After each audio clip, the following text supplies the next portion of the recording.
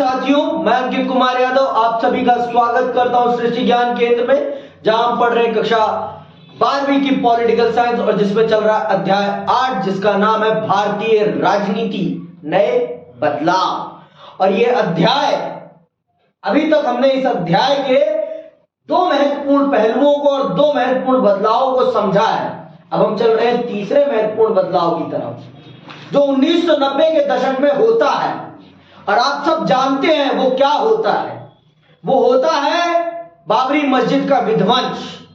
बाबरी मस्जिद का विध्वंस भारतीय राजनीति का सबसे बड़ा टर्निंग पॉइंट बनता है।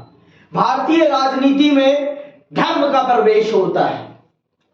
यह धर्म का प्रवेश 1947 से ही हुआ था, लेकिन बाबरी मस्जिद का विध्वंस या कहिए विवादित ढांचे का विध्वंस भारतीय राजनीति का अहम पहलू बन जाता है, भारतीय राजनीति का प्रमुख मुद्दा बन जाता है। और आज आप सब जानते हैं 22 जनवरी 2024 को विवादित ढांचे को हटाकर आज वहां पर राम मंदिर को प्रतिष्ठित कर दिया गया है और वो आम जनता के लिए भी खुल गया है।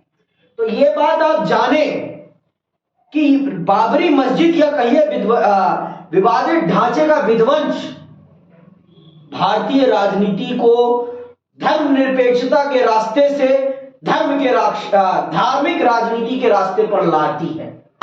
इससे पहले तक भारत की जितनी भी राजनीति हुई थी उसमें धर्म इतना बड़ा मुद्दा नहीं था। 1947 से लेकर 1947 में भारत के बंटवारे के बाद से लेकर 1990 तक भारतीय राजनीति धर्म के पटरी से उतर गई थी। भारतीय राजनीति में धर्म मुख्य बिंदु नहीं था राजनीति का, लेकिन 1990 के बाद भारतीय राजनीति में धर्म बहुत बड़ा मुद्दा बन जाता है। राजनीति का, राजनीति में या राजनीति का, आप जो भी कहें।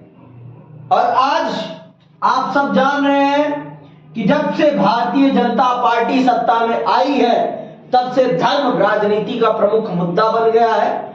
राष्ट्र हिंदुत्व की लड़ाई लड़ रहा है, पता नहीं किससे लड़ रहा है, लेकिन लड़ रहा है। उसे खुद नहीं पता कि किससे उसे हिंदुत्व की प्राप्ति करनी है। उसे ये तक नहीं पता कौन उसके हिंदुत्व के खिलाफ है, उसे ये तक नहीं पता। उसे भारत के संविधान को नष्ट करना है या भारत के संविधान में रहते हुए भारत को हिंदू राष्ट्र बनाना है, उसे ये तक नहीं पता। लेकिन उसे बनाना है पता नहीं किसे, ये किसी को नहीं पता। उसे भी नहीं पता जो इसकी मांग कर रहे हैं कि वो किन आधारों पर हिंदू राष्ट्र का निर्माण चाहते हैं और हिंदू राष्ट्र बनने के बाद भारत में किस प्रकार की खूबियां चाहते हैं, उन्हें खुद नहीं पता। क्या हिंदू राष्ट्र बनने के बाद भारत में जातिवाद समाप्त हो जाएगा? इस बात को वो बताएं। ये बात तो बताएं ना भाई कि लोगों के सरनेम के आगे रावत, झा, यादव, पासवान, पंडित, मिश्रा, शुक्ला, त्रिवेदी, चतुर्वेदी ये लगने बंद हो जाएंगे। इस चीज को भी तो प्रमाणित करें कि क्या होगा हिंदू राष्ट्र बनने के बाद, क्या परिवर्तित होगा। इस चीज को प्रमाणित करें और इस चीज को पूरी तरीके से व्याख्यायित करें कि क्या होगा। हमारा देश संविधान से चलेगा। अच्छा, एक बात मुझे बताओ कि जब भारत का संविधान बना, जिन लोगों ने भारत का संविधान बनाया, क्या वो हिंदू नहीं थे? 80% लोग हिंदू थे और 60% लोग उच्च वर्ण से आने वाले लोग थे जिन्होंने भारत के संविधान का निर्माण करने में अपनी भूमिका निभाई है। उच्च वर्ण बोल रहा हूं इसीलिए मैं शब्द। फिर भी उन्होंने क्यों इस चीज पर ध्यान नहीं केंद्रित किया कि भारत को हिंदू राष्ट्र की संरचना बनानी है? इसलिए नहीं दिया क्योंकि भारत हिंदू राष्ट्र है, बनाने की कोई जरूरत नहीं है। भारत के संविधान में जो तत्व हैं, जो सिद्धांतों को हमने अनुसरित किया है, वो सारे के सारे सिद्धांत हमारे धर्मों से ही लिए गए हैं। चाहे वो समानता का सिद्धांत हो, चाहे वो स्वतंत्रता का सिद्धांत हो, चाहे वो न्याय का सिद्धांत हो, ये सारे के सारे सिद्धांत हमारे खुद के धर्मों में है। हम मानते हैं, हमारा धर्म मानता है कि इंसान सब एक बराबर है, इंसानों में कोई भेदभाव नहीं है। लेकिन हमारा वास्तविक समाज इस बात को नहीं मानता। वो मानता है कि कुछ बड़े हैं, कुछ छोटे हैं, कुछ इतने महान हैं कि वो सब चीजों का शोषण, सब चीज उनके अधीन है, और कुछ के पास इतना भी नहीं है कि वो दो वक्त की रोटी भी नसीब कर सके। क्या सनातन धर्म लोगों के साथ असमानता का बर्ताव करने का अधिकार देता है किसी को? आप पूछिए इस बात को जो लोग इस तरह के तर्क प्रस्तुत करते हैं, क्योंकि बातें तर्कपूर्ण होती हैं, बातें, और धर्म तर्क करना सिखाता है। धर्म कभी, आप शंकराचार्य जी को सुनिए, शंकराचार्य जी को पढ़िए, जिन्होंने तर्क के आधार पर बड़े बड़े विद्वानों का मुंह बंद किया था और फिर सनातन को पुनः स्थापित किया था इस भारत में। शंकराचार्य महाराज को सुनिए, आदि गुरु शंकराचार्य जी को सुनिए, जिन्होंने पुनः सनातन को भारत में स्थापित करने का काम किया था। बौद्ध और जैन मतावलंबियों के बीच में सुनना, समझना और पढ़ना ये आपका कर्तव्य है। आगे सुनते हैं, 1990 की राजनीति पर आते हैं। 1990 की राजनीति में टर्निंग पॉइंट तब आता है जब बाबरी मस्जिद या कहिए विवादित ढांचे को गिराया जाता है। विवादित ढांचे को गिराया जाना भारत की धर्मनिरपेक्षता पर संदेह खड़ा करता है। पूरा विश्व भारत की धर्मनिरपेक्षता पर सवाल कर देता है कि क्या सच में भारत एक धर्मनिरपेक्ष राष्ट्र है या नहीं। इस चीज ने भारत को सांप्रदायिक आग में धधकने के लिए छोड़ दिया था। एक लंबे समय तक भारत में इस विषय पर एक लंबे समय तक लोगों में अनबन रही इस चीज के कारण। आइए सुनते हैं और समझते हैं। इस दौर में आया एक दूरगामी बदलाव, धार्मिक पहचान पर आधारित राजनीति का उदय है। इसने धर्मनिरपेक्षता और लोकतंत्र के बारे में बहसों को सरगर्म किया। हमने छठे अध्याय में पढ़ा था कि आपातकाल के बाद भारतीय जनसंघ जनता पार्टी में शामिल हो गया था। जनता पार्टी के पतन और बिखराव के बाद भूतपूर्व जनसंघ के समर्थकों ने 1980 अंडरलाइन करना, भूतपूर्व जनसंघ के समर्थकों ने 1980 में भारतीय जनता पार्टी बनाई। शुरू में भाजपा ने जनसंघ की अपेक्षा कहीं ज्यादा बड़ी राजनीतिक मंच अपनाया। इसने गांधीवादी समाजवाद को अपनी विचारधारा के रूप में स्वीकार किया। बहरहाल भाजपा ने 1980 और 84 के चुनाव में खास सफलता नहीं मिली। 1986 के बाद इस पार्टी ने अपनी विचारधारा में हिंदू राष्ट्रवाद के तत्व पर जोर देना शुरू किया। भाजपा ने हिंदुत्व की राजनीति का रास्ता चुना और हिंदुओं को लामबंद करने की रणनीति अपनाई। तो भाजपा, जो कि पूर्व जनसंघ की पार्ट है, और आप सब जानते हैं कि जनसंघ 1950 में बनता है। 1950 आप सब जानते हैं 1975 में आपातकाल लगने के बाद 1977 में जनता पार्टी बनती है, जिसमें जनसंघ का विलय होता है और सरकार बनती है। 22 महीने चलती है। 22 महीने के बाद ये सरकार चली जाती है। फिर जनता पार्टी से भारतीय जनसंघ के विचारधारा के लोगों ने अपनी खुद की पार्टी बनाई, जिसे उन्होंने बीजेपी का नाम दिया, भारतीय जनता पार्टी का नाम दिया। और फिर शुरुआती सालों में उसने गांधीवादी समाजवाद की बात करी, लेकिन 1986 के बाद उसने अपने स्वरूप को परिवर्तित किया और उसने हिंदुत्व की राजनीति करना प्रारंभ कर दिया। उसने हिंदुत्व की राजनीति पर पूरा फोकस कर दिया। पूरा फोकस उसका हिंदुत्व का हो गया। हिंदुत्ववादी राजनीति उसके प्रमुख फोकस में आ जाती है। कब? 1986 के बाद। 1986 के बाद उसका प्रमुख राजनीतिक बिंदु धर्म बन जाता है। हिंदुत्व और हिंदूपन शब्द को वीडी सावरकर ने गढ़ा था। सुन लो, वीडी सावरकर का गढ़ा हुआ ये शब्द है। कौन सा? हिंदू और हिंदूपन। ये वीडी सावरकर का शब्द है। और इसको परिभाषित करते हुए उन्होंने इसे भारतीय राष्ट्र की बुनियाद बताया।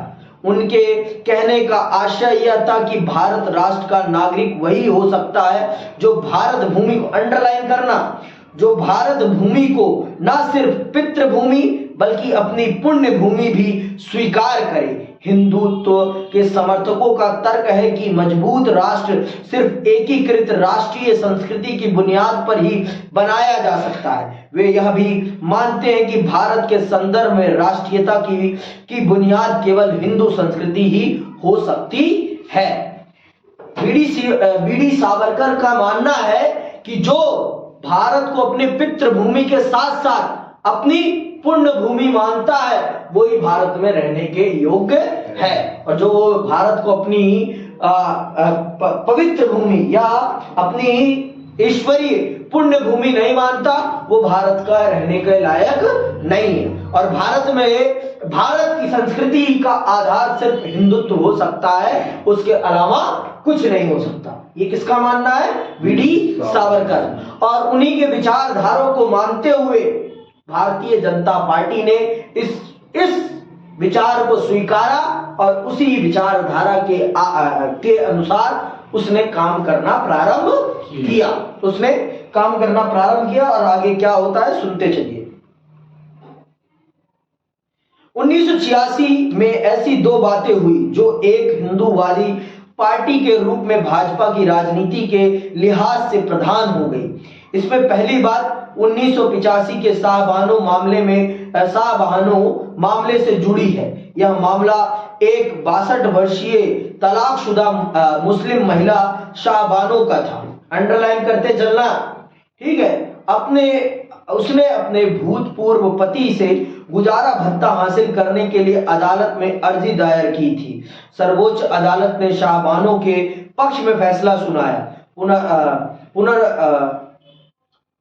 पुरातन पंथी मुसलमानों ने अदालत के इस फैसले को अपने पर्सनल लॉ में हस्तक्षेप मान। कुछ मुस्लिम नेताओं की मांग पर सरकार ने मुस्लिम महिला अधिनियम पास किया। इस अधिनियम के द्वारा सर्वोच्च न्यायालय के फैसले को निरस्त कर दिया गया। सरकार के इस कदम का कई महिला संगठनों, मुस्लिम महिलाओं की जमात तथा अधिकांश बुद्धिजीवियों ने विरोध किया। भाजपा ने कांग्रेस सरकार के इस कदम की आलोचना की और इसे अल्पसंख्यक समुदाय को दी गई अनावश्यक रियायत तथा तुष्टीकरण करार दिया। तो शाहबानो मामले में सरकार का अदालत का फैसला पलटना, सरकार का उस समय के प्रधानमंत्री कौन थे?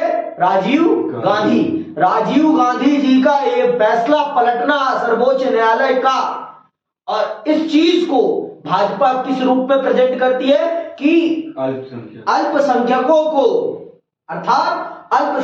को भारत सरकार अर्थात कांग्रेस पार्टी ये अधिकार दे रही है कि वो अपनी महिलाओं के साथ बर्बरता कर सकते हैं।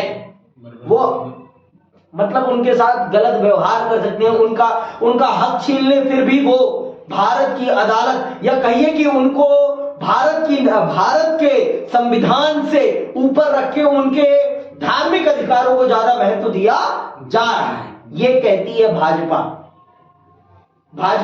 ये कहती है कि कांग्रेस तुष्टीकरण की राजनीति कर रही है, उनको विशेषाधिकार मुहैया करा रही है, उनको भारत के संविधान से नहीं, उनको उनके धर्म के संविधान से चलने की आजादी दे रही है, जो कि सरासर गलत है। जब भारत के हिंदुओं के ऊपर भारत का संविधान पूर्ण रूप से शासन करता है तो भारत में रहने वाला हर व्यक्ति भारत के संविधान के अनुरूप चलेगा, ना कि अपने धार्मिक मतों के अनुरूप। भारत का व्यक्ति भारत के संविधान के अधीन होना चाहिए, ना कि अपने धार्मिक मतों के अधीन। ये भाजपा कहती है और भाजपा कांग्रेस पर यह आरोप लगाती है कि कांग्रेस मुसलमान पुरुषों को अपनी महिलाओं पर अत्याचार करने का अधिकार दे रही है। और मुझे भी लगता है कि ये गलत था। पर्सनली मुझे भी लगता है ये गलत है। क्यों? क्योंकि भारत की राजनीति में ये प्रमुख है। भारत में भारत के संविधान से बड़ा कोई नहीं हो सकता। न गीता हो सकती है, न कुरान हो सकती है, कुछ नहीं है। भारत का संविधान सर्वोच्च है इस देश का, और भारत के मुसलमानों को भी ये मानना चाहिए और उन्हें मानना चाहिए अगर वो इस देश में रहना चाहते हैं तो। थूकना नहीं है, ठीक है, ये बात आप जानिए। ठीक, भारत का संविधान ही भारत के लोगों के जीवन का आधार होना चाहिए, ना कि उनकी धार्मिक पहचाने। ये बात स्पष्ट और सबको समझनी चाहिए, जो भारत में रहना चाहता है, और जो भारत में नहीं रहना चाहता उसके लिए जय श्री राम, गेट लॉस्ट, आप यहां से अलविदा हो, क्योंकि भारत का संविधान ही सर्वोच्च है, भारत का संविधान ही सर्वोच्च है। और मुद्दा उन्होंने सही पकड़ा, और फिर इसी के अवेज में हिंदुओं को खुश करने के लिए, या कहिए हिंदू पक्ष को इस मुद्दे से हटाने के लिए बाबरी मस्जिद का दरवाजा खोल दिया जाता है, और हिंदुओं को यह अधिकार दे दिया जाता है कि वो वहां पर पूजा पाठ कर सकते हैं, विवादित ढांचे में रामलला की पूजा पाठ कर सकते हैं। अदालत के माध्यम से ये आदेश दिलाया जाता है। या कहिए कि अभी एक और मस्जिद है ना, वहां भी कह रहे हैं ज्ञानवापी, हाँ, अभी और भी है, अभी शाही ईदगाह है मथुरा का, उस पर भी है, बहुत कुछ है। अभी जामा मस्जिद पे बोल रहे हैं, नहीं, इस जामा मस्जिद पे कुछ नहीं है, बहुतों पे बहुत कुछ है फिर तो। ठीक है, ठीक है, तो ये आपको बता दिया अयोध्या विवाद। अब आते हैं अयोध्या विवाद पे। यही विवाद भारत में हिंदुत्व की राजनीति का आधारभूत स्तंभ बनती है, आधार बनती है, जहां से हिंदुत्व की राजनीति के पेड़ को उगाया जाता है, और आज फल लेने के लिए पेड़ पूरी तरीके से तैयार हो गया है। आइए सुनते हैं और समझते हैं। दूसरी बात का संबंध फैजाबाद जिला न्यायालय द्वारा फरवरी 1986 में सुनाए गए फैसले से है। इस अदालत ने फैसला सुनाया था कि बाबरी मस्जिद के अहाते का ताला खोल दिया जाना चाहिए, ताकि हिंदू यहां पूजा पाठ कर सके, क्योंकि वे इस जगह को पवित्र मानते हैं। अयोध्या स्थित बाबरी मस्जिद को लेकर दशकों से विवाद चला आ रहा था। बाबरी मस्जिद का निर्माण अयोध्या में मीर बाकी, अंडरलाइन करते चलना, मीर बाकी ने करवाया था। यह मस्जिद 16वीं सदी में बनी थी। मीर बाकी मुगल शासक बाबर का सिपह सलार था। कुछ हिंदू मानते हैं कि भगवान राम की जन्मभूमि पर बने हुए एक राम मंदिर को तोड़कर उसी जगह पर यह मस्जिद बनवाई गई थी। इस विवाद ने अदालती मुकदमे का रूप ले लिया और मुकदमा कई दशकों तक जारी रहा। 1940 के दशक के आखिरी सालों में मस्जिद में ताला लगा दिया गया, क्योंकि मामला अदालत के हवाले था। जैसा कि बाबरी मस्जिद के अहाते का ताला खुला, वैसे ही दोनों पक्षों में लामबंदी होने लगी। अनेक हिंदू और मुस्लिम संगठन इस मसले पर अपने अपने समुदाय को लामबंद करने की कोशिश में जुट गए। भाजपा ने इसे अपना बहुत बड़ा चुनावी और राजनीतिक मुद्दा बनाया। राष्ट्रीय स्वयंसेवक संघ और विश्व हिंदू परिषद जैसे कुछ संगठनों के साथ भाजपा ने लगातार प्रतीकात्मक और लामबंदी के कार्यक्रम चलाए। उसने जन समर्थन जुटाने के लिए गुजरात स्थित सोमनाथ से उत्तर प्रदेश स्थित अयोध्या तक एक बड़ी रथ यात्रा निकाली। तो इस प्रकार से इस मुद्दे को भाजपा ने राजनीतिक रंग प्रदान करने का काम किया, और इसमें उसके साथ कौन कौन शरीक थी? आरएसएस और विश्व हिंदू परिषद। विश्व हिंदू परिषद और आरएसएस ने मिलकर इस मुद्दे को राजनीतिक रंग प्रदान करने का काम किया, और आज आप सब जानते हैं कि उसी का परिणाम है कि मंदिर बन गया है, मंदिर बन गया है अब।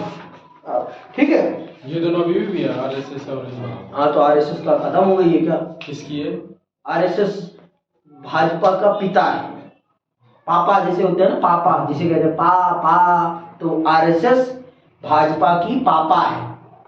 भाजपा आरएसएस से निकली है, भाजपा उसका आरएसएस पिता है और भाजपा उसका पुत्र है।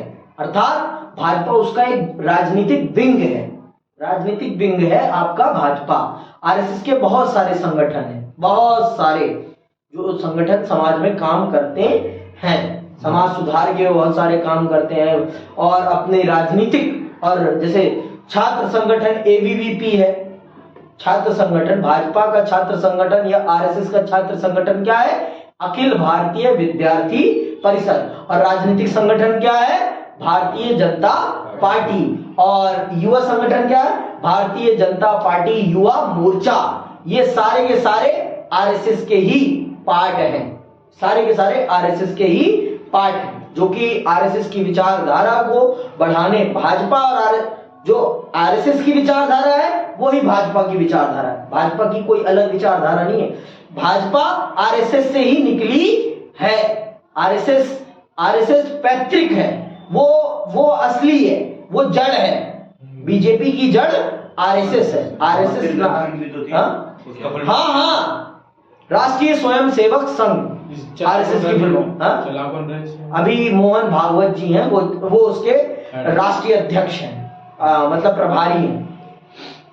ठीक है, विध्वंस। और उसके बाद अब आते हैं बाबरी मस्जिद के विध्वंस, या कहिए विवादित ढांचे के विध्वंस पे।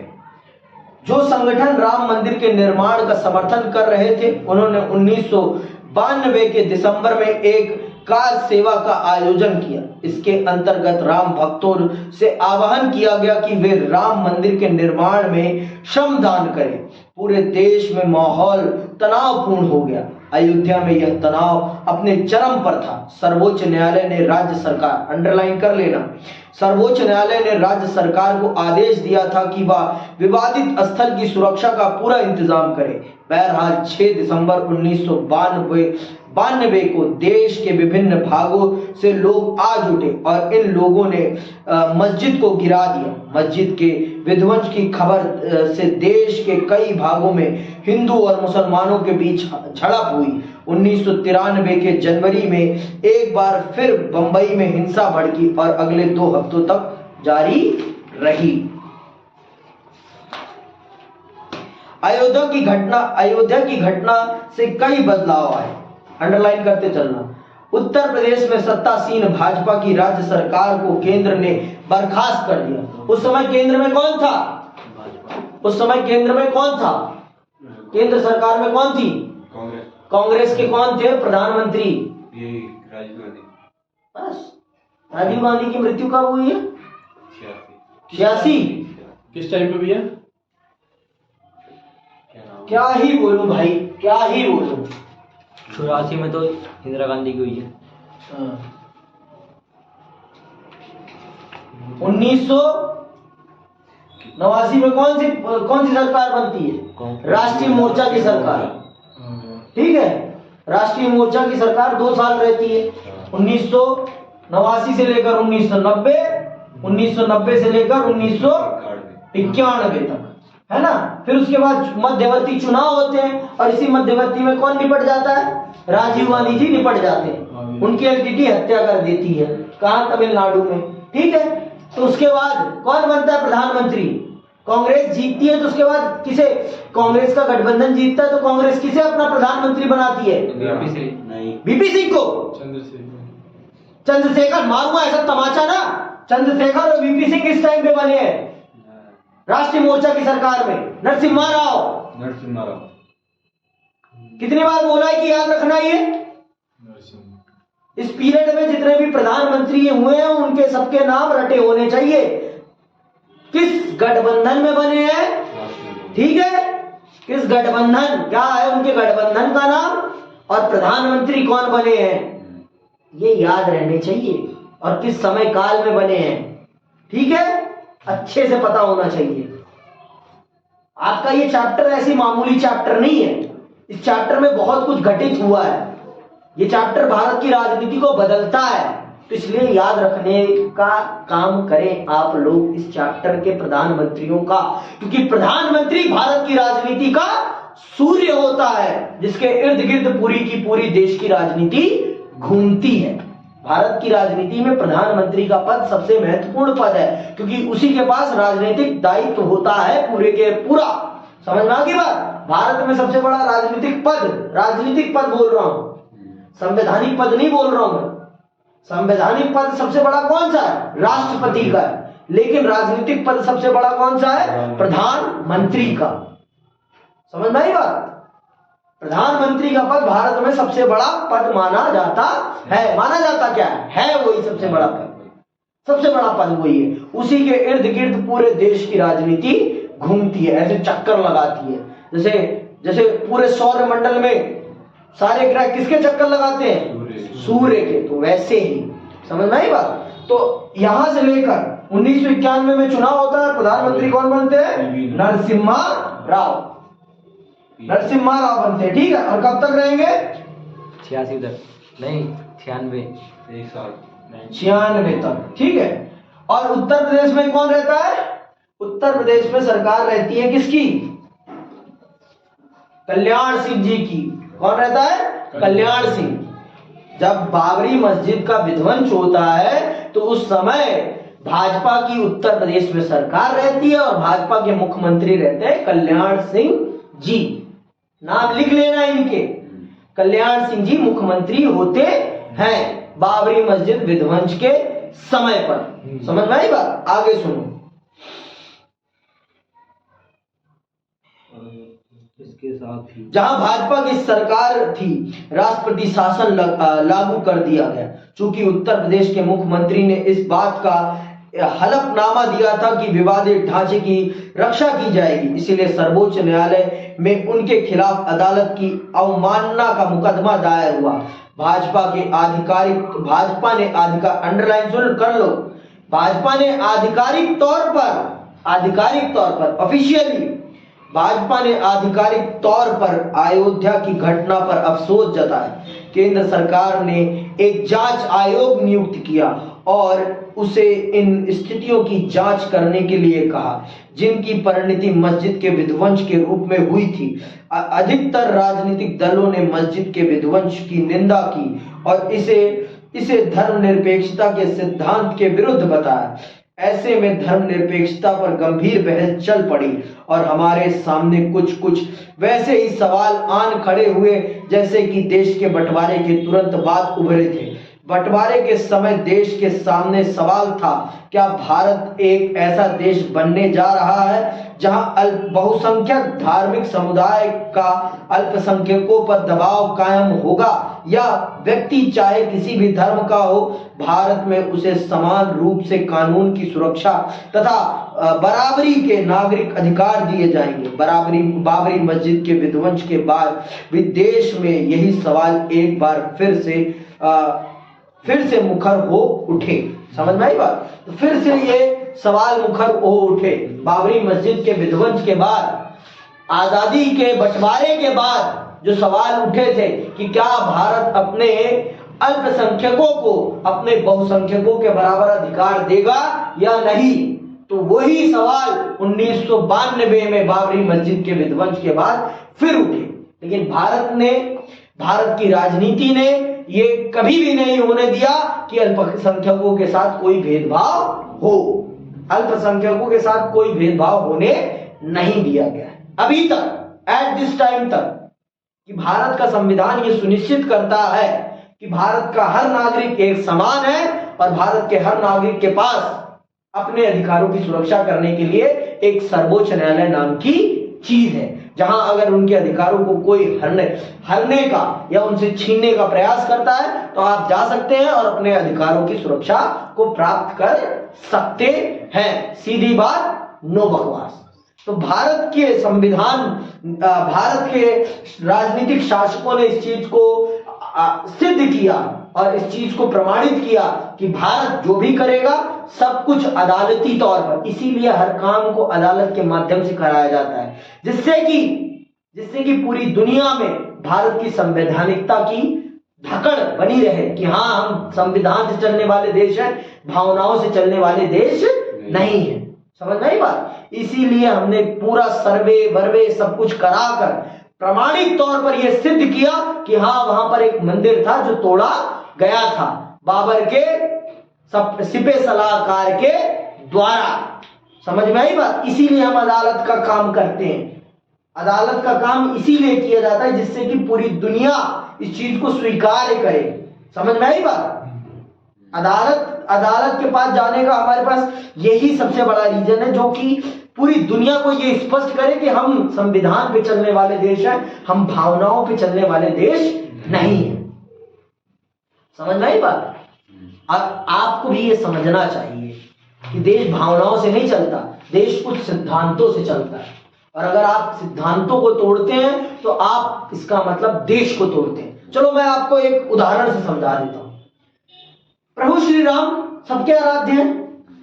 प्रभु श्री राम प्रभु कैसे बने? उनको मर्यादा पुरुषोत्तम क्यों कहा गया? कभी आपने सोचा इस विषय पर?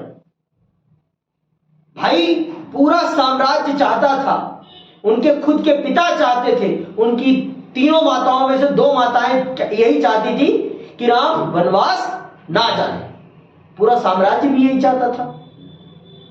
लेकिन फिर भी उन्होंने वनवास जाना क्यों स्वीकार किया? उन्होंने वनवास जाना क्यों स्वीकार किया? बताओ मुझे। जो भी पिता की वो है हाँ, इसलिए स्वीकार किया जिससे कि जो उनके परिवार ने सिद्धांतों को फॉलो किया है, जिन सिद्धांतों का अनुसरण किया है, वो सिद्धांत कभी खंडित ना हो। जो मर्यादा उनके परिवार ने बनाई है वो मर्यादा कभी ना टूटे, वो मर्यादा कभी ना टूटे। चाहते तो तोड़ सकते थे ना, कोई सवाल नहीं करता उनसे, कोई उनके इस काम पर, क्योंकि कोई नहीं चाहता था कि वो 14 वर्ष के वनवास पर जाएं, कोई नहीं चाहता था। लेकिन उन्होंने इसलिए उस मर्यादा को निभाया जिससे कि आने वाले समय में लोग उन मर्यादाओं का अनुसरण कर सकें, जो कहें वो करने का दम रखें। जो आपने सिद्धांत चुन लिए उन सिद्धांतों पर चलने का दम रखें, चाहे वो कठिन ही क्यों ना हो। अगर आपने कह दिया कि हम धर्मनिरपेक्ष हैं तो आप धर्मनिरपेक्ष बनिए। आप राजनीति को धर्म के साथ मत जोड़िए। लेकिन आज हमारे देश में ये नहीं हो रहा है। हमने जिन सिद्धांतों का अनुसरण किया है अपने देश के लिए, उन सिद्धांतों पर हम नहीं चल रहे हैं। अब आप मुझे बताओ कि क्या किसी अपराधी का घर तोड़ना क्या संवैधानिक दायित्व है? बताइए, संवैधानिक कर्तव्य है ये संविधान का शासन है। राजस्थान में अभी आज की ही घटना है, एक व्यक्ति ने मर्डर किया, उसके घर को जमींदोज कर दिया गया। यही संविधान का शासन है। क्यों किया भाई आपने? सर, अपराध व्यक्ति ने किया है, ना कि पूरे परिवार ने। अब वो पूरा परिवार कहां जाएगा बताओ मुझे आप? आपने एक व्यक्ति की सजा पूरे परिवार को क्यों दी भाई? आपको ये संविधान ये कहां अधिकार देता है कि गलती एक करे और पूरे परिवार को सजा मिले? आपने बीएचयू वाले मामले में तो ऐसा नहीं किया था। ऐसा इसलिए नहीं किया क्योंकि वहां पर आपके खुद के सपूत थे, आपके कार्यकर्ता थे, इसलिए आपने नहीं किया। क्यों नहीं किया भाई? उनके भी घर को जमींदोज करिए, आप उनके घरों को भी जमींदोज करिए। अगर आप बुलडोजर की नीति का ही अनुसरण कर रहे हैं अपराधियों पर, तो करिए ना उनके भी घरों को जमींदोज। सिर्फ उनके घरों को क्यों कर रहे हैं आप जिनका कोई राजनीतिक बैकग्राउंड नहीं है? क्यों कर रहे हैं उनके घरों को दोष? उनका अपराध बड़ा है, उनका अपराध छोटा है, इसलिए क्योंकि वो आपकी पार्टी से संबंधित है। क्या ये दोगला चरित्र नहीं है? प्रभु श्री राम ने तो अपना जीवन मर्यादाओं को सिद्धांतित करने में लगा दिया, और आपने क्या किया है? आपने तो उनका राजनीतिकरण करके उनका लाभ उठाने का काम किया है बस। तो ये कहीं से राजनीति को सूट नहीं करता। लेकिन ये दुर्भाग्य है हमारे देश का कि हमारे देश में आज राजनीति उसी के इर्द गिर्द घूम रही है। समझ में आई बात? हमने कुछ अपने संविधान में कुछ सिद्धांतों का अनुसरण किया है, और अगर हम उन सिद्धांतों पर नहीं चल रहे तो इसका मतलब हम प्रभु श्री राम को नहीं मान रहे। क्योंकि प्रभु श्री राम ने जिन सिद्धांतों का अनुसरण कर लिया, ठान लिया कि ये हमारे सिद्धांत है, उन सिद्धांतों से वो कभी नहीं हटे। कि हटे? अगर हटे होते तो तुलसीदास उन पर रामचरितमानस नहीं लिखते, उनके चरित्र को इतना बखान नहीं करते। अगर उनके चरित्र में खूबियां नहीं होती? क्यों की खूबियां थी तभी तो उनका वर्णन किया है ना कि रघुकुल रीत सदा चली आई, प्राण जाई पर वचन न जाई। ये क्यों कहा है? इसीलिए तो कहा क्योंकि जो सिद्धांत हमने कह दिया, हमने मान लिया कि हम जो बोल देंगे वो करके दिखाएंगे, हम उससे पीछे नहीं हटेंगे। तो प्रभु श्री राम ने भी वही किया अपने सिद्धांतों को बचाने के लिए। पर आज की राजनीति क्या कर रही है? अभी आप खुद देख लो कि वो भारत के राजनीतिक सिद्धांतों का अनुसरण कर रही है या नहीं कर रही। क्योंकि भारत के लोग राजनीति पढ़ते नहीं है, इसलिए भारत के लोगों को यही नहीं पता होता कि भारत के राजनीतिक सिद्धांत क्या है। हमारे राजनीतिक सिद्धांत मैं जानता हूं बहुत अच्छे से कि आप सब भी नहीं जानते होंगे। हमने कौन से राजनीतिक सिद्धांतों को अपने संविधान में स्थापित किया है, हमने किन सिद्धांतों पर चलने का शपथ करी है कि हम इन सिद्धांतों को अपने संविधान में लेकर चलेंगे, ये भी आप भी नहीं जानते होंगे। क्योंकि आपने 11वीं क्लास की पॉलिटिकल साइंस को सिर्फ रटा होगा और एग्जाम पर्पस से पढ़ा होगा, इसके अलावा कुछ नहीं करा होगा। और एग्जाम पर्पस से मत पढ़ा करो पॉलिटिकल साइंस लाइफ पर्पस से पढ़ा करो, क्योंकि आने वाले टाइम में यही आपके काम आएगी और कुछ काम नहीं आएगा। क्योंकि पूरा जीवन ही राजनीति है, पूरा जीवन ही राजनीति है, हर पग पे राजनीति है, पग पग पे राजनीति है। बिना राजनीति के आप कहीं नहीं जा सकते। बिना राजनीति के ना आप घर में जी सकते हो ना बाहर जी सकते हो। भोला तो कोई जी ही नहीं सकता, हर भोले को राजनीति करना पड़ेगा। चाहे आपको राजनीति में इंटरेस्ट हो या ना हो, राजनीति आप में पूरा इंटरेस्ट लेती है, क्योंकि राजनीति ही पूरा देश चलाती है। समझ में आई बात? तो आगे सुनो, कहां गए थे? इसी अवधि में। अच्छा, यहाँ पे आ गए। इसी अवधि में चुनावी उद्देश्य के लिए धार्मिक भावनाओं के इस्तेमाल पर भी बहस छिड़ी। भारत की लोकतांत्रिक राजनीति इस वायदे पर आधारित है कि सभी धार्मिक समुदाय किसी भी पार्टी में शामिल होने के लिए स्वतंत्र हैं, लेकिन कोई भी राजनीतिक दल धार्मिक समुदाय पर आधारित दल नहीं होगा। सांप्रदायिक सौहार्द के इस लोकतांत्रिक माहौल को 1984 के बाद से कई दफा चुनौतियों का सामना करना पड़ा है। हम 8वें अध्याय में पढ़ चुके हैं कि ऐसा 1984 के सिख विरोधी दंगे में हुआ। ठीक इसी तरह 2002 के फरवरी मार्च में गुजरात के मुसलमानों के विरुद्ध हिंसा भड़की। अल्पसंख्यक समुदाय के खिलाफ ऐसी हिंसा और दो समुदायों के बीच हिंसक टकराव लोकतंत्र के ऊपर खतरा है, बहुत बड़ा खतरा है। तो आते हैं गुजरात दंगे भी ढंग से समझ लेते हैं। क्या है गुजरात दंगे? मोदी जी ने तो इसको सिलेबस से हटवा दिया है। वैसे भी मत पढ़े बच्चा कि गुजरात दंगे क्या है। क्यों ना पढ़े भाई, जो हुआ है वो पढ़ना चाहिए। कक्षा 12वीं की क्लास से क्यों हटवाया आपने ये शब्द? ये पूरा का पूरा प्रकरण क्यों हटवा दिया? क्यों ना पढ़े बच्चा कि गुजरात में दंगे हुए हैं 2002 में? क्यों हटवाया आपने? क्या मतलब है इसे हटवाने का? इसका मतलब आपसे गलती हुई है, आप प्रशासन को सही ढंग से नहीं हैंडल कर पाए हैं, इसीलिए आपने पूरी किताब से हटवा दिया। नई जितनी भी किताबें आई हैं उसमें से आपका ये प्रकरण ही हटा दिया गया। क्यों हटाया गया भाई? क्यों हटाया गया, ये प्रश्न है, इसका जवाब आप दें। आगे सुनिए। 2002 के फरवरी मार्च में गुजरात में बड़े पैमाने पर हिंसा हुई। गोधरा स्टेशन पर घटी एक घटना इस हिंसा का तात्कालिक उकसावा साबित हुई। अयोध्या की ओर से आ रही एक ट्रेन की बोगी कार सेवकों से भरी हुई थी और इसमें आग लग गई। 57 व्यक्ति इस आग में मर गए। यह संदेह करके कि बोगी में आग मुसलमानों ने लगाई होगी। अगले दिन गुजरात के कई भागों में मुसलमानों के खिलाफ बड़े पैमाने पर हिंसा हुई। हिंसा का यह तांडव लगभग 1 महीने तक जारी रहा। लगभग 1100 व्यक्ति, जिनमें ज्यादातर मुसलमान थे, इस हिंसा में मारे गए।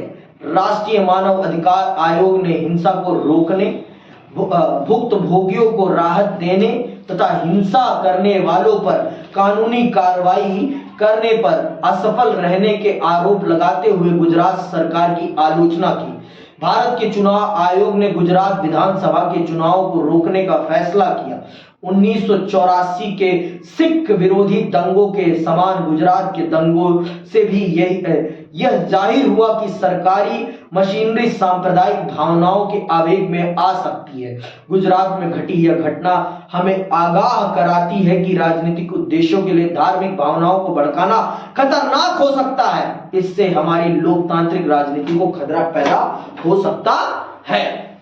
तो ये बात जान लो आप कि लोकतंत्र को लोकतांत्रिक रास्ते पर लेकर चले तो ज्यादा अच्छा है। जो राज्य का प्रमुख है, जो राष्ट्र का प्रमुख है, उसे किसी धर्म के साथ नहीं जुड़ना चाहिए, उसे धर्म निरपेक्ष रहना चाहिए, उसे सब धर्मों को उतना ही प्रेम, उतना ही लाड करना चाहिए जितना वो अपने धर्म को कर रहा है, उतना ही करे। अगर वो हिंदुओं के कार्यक्रम में शरीक हो रहा है तो वो मुसलमानों के, सिखों के, जैनों के, बौद्धों के, यहूदियों के और ईसाइयों के, सबके धर्मों में शरीक हो, सबके साथ। क्योंकि आपने संविधान की शपथ ली है, आपने किसी धार्मिक किताब की शपथ नहीं ली है। या आप इस बात को कहें या फिर आप उन पदों पर ही ना बैठे जिन पदों पर इस प्रकार की आवश्यकता की मांग होती है कि आप किसी धर्म के नहीं, आप राष्ट्र के होकर रहेंगे। सबसे पहले ये राष्ट्र है, उसके बाद सारे धर्म हैं, उसके बाद ही सारे धर्म हैं। अगर ये राष्ट्र नहीं रहेगा तो धर्म भी नहीं रहेंगे, ये बात जान लो आप। राष्ट्र पहले है फिर धर्म है, और जिसने धर्म का रास्ता अपनाया वो बर्बादी की तरफ ही गया है। चाहे आप इराक, ईरान देख लो, चाहे पाकिस्तान देख लो, और चाहे आप अफगानिस्तान देख लो, आज तालिबान बन गया है। अपने आप को ये धर्म प्रमुख मानते हैं, लेकिन ये कुत्तों की जिंदगी जीने से भी बदतर जिंदगी जी रहे हैं, सुअरों की जिंदगी जीते हैं ये लोग, सुअरों की जिंदगी मैं कह रहा हूं, और आप खुद जानते हैं इस बात को। सुअरों से भी बदतर जिंदगी है इनकी, क्योंकि इनके देश में संविधान नहीं, शरीयत चलती है, और शरीयत कैसे चलती है सब जानते हैं। इनका धार्मिक कानून है, मुसलमानों के धार्मिक कानून को शरीयत कहा जाता है। तो आप देख लें, समझ लें, संविधान सबसे प्रमुख है, और जो संविधान को नहीं मानता वो भारत से कहे अलविदा, साफ सीधी बात। आप अगर भारत का संविधान मानते तो भारत में रहिए, और अगर आप भारत का संविधान नहीं मानते तो भारत में रहने की आपकी कोई जरूरत नहीं है। और ये सबके लिए है, सिर्फ मुसलमानों के लिए, सिखों के लिए, ईसाइयों के लिए, बौद्धों के लिए, जैनों के लिए या अन्य धार्मिक संप्रदायों के लिए नहीं, ये हिंदुओं के लिए भी है। हिंदू पहले भारतीय बने, फिर उसके बाद अन्य बने। इसी के साथ मैं विदा लेता हूं। जय हिंद,